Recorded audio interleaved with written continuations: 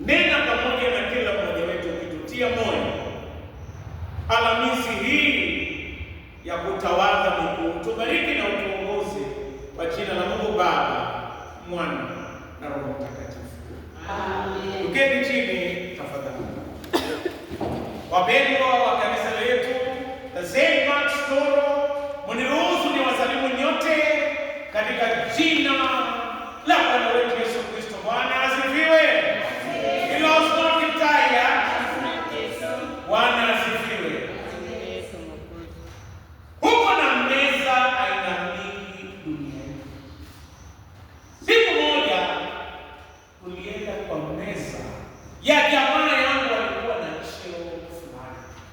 Mimi nilikuwa siku hiyo niko form 3 na nilikuwa nimefukuzwa shule kwa kupanga kuchoma shule inaitwa French School 50.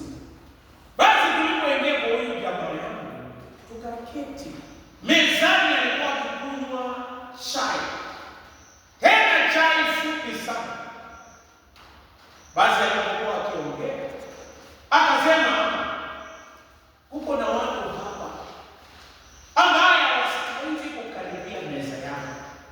Kwanza huyu ambaye anaitwa Kimtari Jesus, yeye mwenye anapanga kuchoma shule, yeye astahili kula mezani pangu.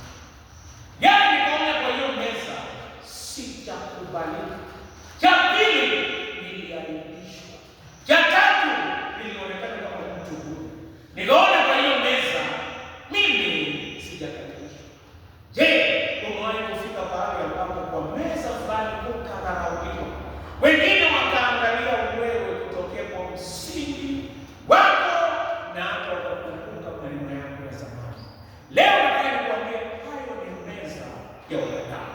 Siku ya leo Yesu anatuita kwa meza yake. Na kwa meza ya Yesu Kristo yeye akaita wanafunzi. Kabla hajaketi chini kwa meza, akachukua taulo, akajifunga kiuno na akachukua maji. Sijui kama mnajua kwa desturi ya Wayahudi kazi ya kuosha miguu. Unajua kwa wale ambao hawajawahi kwenda kutembea Israeli. Sasa ndio siku moja nikaenda kutembea Israeli, nani anajua? Lakini Israeli ni mahali ambapo nasikia kuko na vumbi nyingi. Na wakati mtu anapotembea barabarani wakati huo, alikuwa akisanya vumbi kwa miguu yake. Kwa hiyo kulikuwa na mtu ambaye alikuwa anaitwa slave, mtumwa. Wakati mgeni anaingia, mtumwa angeingia pia. Na alipofika mgeni, mtumwa ndio angeosha. Ilikuwa ni kazi ambayo si ya mtu mwenye hapo ndio ilikuwa kazi ambayo inachukiwa. Ilikuwa kazi ya mtumwa. Na mtumwa angeosha mtu na pake mafuta hata baadaye ndio huyu mtu aone ya kwamba kweli amekaribishwa na mwenyeji wake. Kwa hivyo ilikuwa ni kazi ya kudharauliwa. Na Yesu Kristo ambaye ni Bwana wetu na Mwokozi wetu Yesu Kristo, yeye akafanya kazi ambayo ni mtumwa, kazi ambayo ilikuwa imedharauliwa. Ni kama siku hizi kazi ya kuchunga ng'ombe. Wakati mwingine hata watu ambao wanachunga ng'ombe, bali pengine hata vikombe ambavyo wanatumia ni tofauti. Hata chakula ambayo wanakula ni tofauti. Siku moja tulienda kutembea mahali, na tulipofika hapo pahali tukauliza yule mwenye alikuwa akifanya hiyo kazi, tukamuuliza, je, umeona mwinjilisti? Akasema, mwinjilisti ni nani? Akasema, ni yule ambaye Bwana wangu. Akasema, hapana, kama hii ni kanisa yenu nikaa, kwa sababu yeye vile ananiangalia tofauti sana. Nini najaribu kusema wapenda? Najaribu kusema kwamba Yesu Kristo Mwana wa Mungu alifanya kazi ambayo ilikuwa inadharauliwa kwa yote. Na yeye, nataka nihubiri kichwa cha mahubiri yangu ni kwamba yeye anatukaribisha kwa meza. Jambo la kwanza, iko mambo matatu kwa meza ya Yesu Kristo. Jambo la kwanza, anatukaribisha kwa meza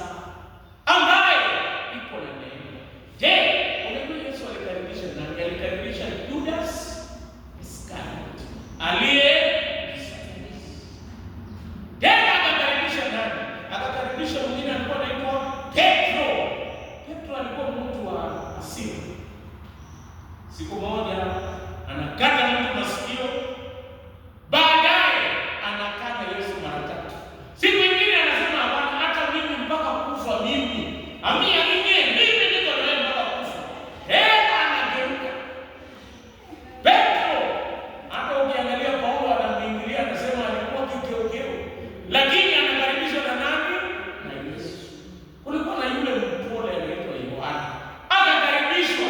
Kulikuwa na mtu ambaye anatembeana na silaha anaitwa Simon the Zealot. Hata yeye pia akakaribishwa kwa meza ya Bwana. Ndio niseme ya kwamba hata yule mtosha ushuru ambaye alikuwa kiitwa Mathayo akakaribishwa kwa meza ya Bwana. Sisi sote tumekaribishwa kwa neema ya Mungu. Hakuna mwenye anastahili. Mimi niliwaambia historia yangu ni mbaya, nilitaka kuchoma kama singa, nikafanya maneno tofauti, lakini amenikaribisha. Kwa hivyo leo nataka nikwambie karibu kwa meza ya neema. Bwana asifiwe. Na neema tunapokea jana, hata leo na kesho. Tukaribie kila siku kwa meza ya neema. Nashukuru kanisa ya Waanglikana, kila wakati kwa msalaba, tena hapa nashukuru msalaba mkubwa sana, inakukumbusha karibia kwa hii meza ya neema. Bwana asifiwe. Hakuna hata mmoja ambaye anastahili, ni kwa neema. Na ameita watu wa aina na sampuli tofauti, ameita watu kutoka pahali tofauti. Siku moja nilikuwa nikitembea, jamaa mwingine akasema mvua ilikuwa inanyesha, si mvua, nilikuwa natembea kwa gari. Mwingine akasema kwa watu nikipata Tanzania huko. Nikaambia hao ni watu gani? Akaniambia watu wanaitwa Wasaboti wenye wanakaa huko juu mlimani. Nilikuwa natembea. Nikaambia nikipata hata mmoja naisaidia. Akaniambia watu wa Mungu, sijui kwa nini mvua inanyesha huko, hawastahili. Nikaambia hata wanaongea na yeye ni Msaboti. Akasema hapana, si wewe pande, nilikuwa na bora. Namaanisha wale wengine wako. Nikaambia hapana, hata hao si tofauti na mimi. Yote ni kwa neema. Bwana asifiwe. Nyinyi mliangalia Jumapili tulipokuwa hapa kwa kazi ya Mungu ya Agnes. Ilifanyika kwa nini? Kwa neema. Kwa hivyo kila kitu yenye unafanya kanisani usifanye kwa kifua, fanya kwa neema. Na hata mimi najua kwa neema tunaenda mbali. Tunakaribia meza yake kwa ibada, kwa kazi ya Mungu kwa neema. Jambo la pili, tukaribie kwa meza ambaye iko na unyenyekevu. Yeye akaosha miguu. Nataka niwaambie wapendwa, siku moja nilienda kuhubiri Kericho District Hospital, na nilikuwa nimevaa tai ya red. Kumbe nataka nikaribie kwa meza yake kwa neema, ili ndipo nifunze. Nilikuwa nimevaa tai ya red na koti na viatu nimepiga rangi, nikafikiri hiyo. Nilipohubiria watu kwa wote, nikasema wangapi wanataka niwaombee wapokee Yesu Kristo ama wapone? Mtu mmoja akabeba. Na nilipoangalia vizuri, ni mfungwa alikuwa amefungwa kwa kitanda. Hata mimi nikajipiga kifua, nikasema nimehubiri kutosha. Nikamweleza kumwambia ndugu, nataka kukuomba. Akasema hapana, sitaki kuomba. Akaniambia, mchungaji, mimi kwa wiki mzima mimi ni mfungwa, hata si mgonjwa, nimetoroka jela, chakula nyumbani. Mimi niko hapa. Ile bakuli ninaendeanga haja, ilikuwa natumia na imejaa. Nimejaribu kutafuta mtu wa kunisaidia kupeleka huko nimekosa. Na nilipokuona kuhubiri nikasema, oh Jehova, yaani Mungu ni mkubwa. Alinitumia mtu wa kunisaidia. Nikajiangalia na suti yangu, nikaona na tai, lakini nikakumbuka kwa meza tulipo kunyenyekea. Sijasema ilikuwa kazi rahisi, niliimba wimbo zote za Kianglikana. Moyo tuli hapa Bwana, nikaimba Bwana Yesu atakuja, vumbi yaani korongasi. Kazi ilikuwa ngumu, lakini ilitakikana ifanyike. Mwishoni nilipeleka hiyo vitu, siwezi kuambia nitarudia tena, lakini nilifunzwa na stahili kunyenyekea. Nataka nikwambie mwaka jana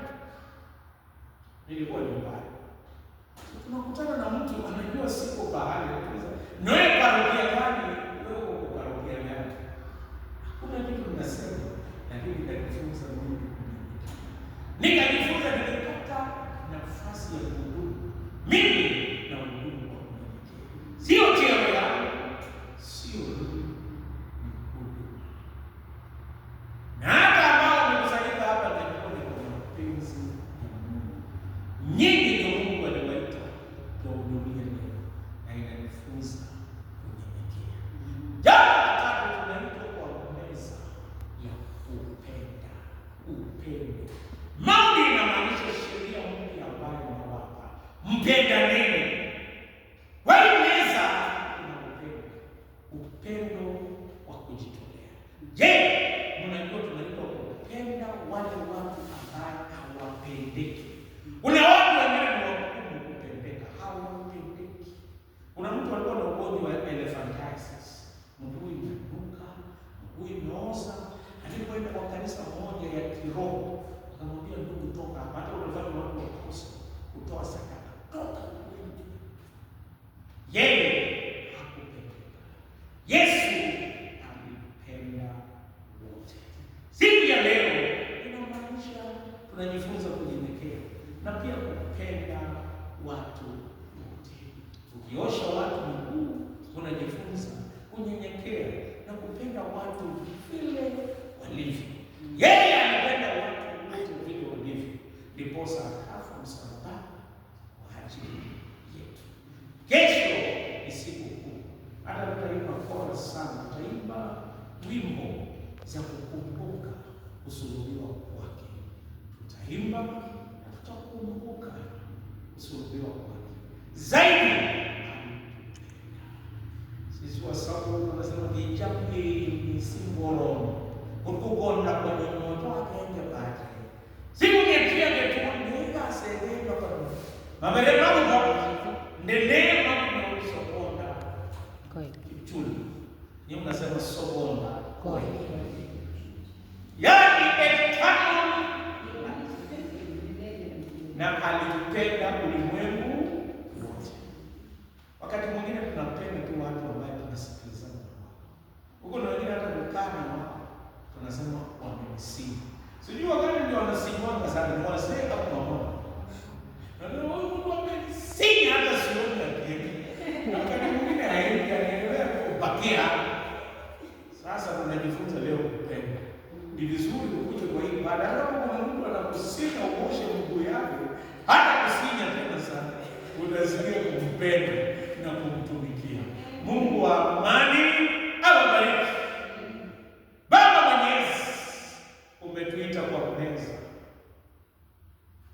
Kwa meza ambayo ni kunyenyekea na upendo. Utusaidie kila siku tukaribie meza yako. Utubariki na utuongoze kwa jina la Mungu Baba.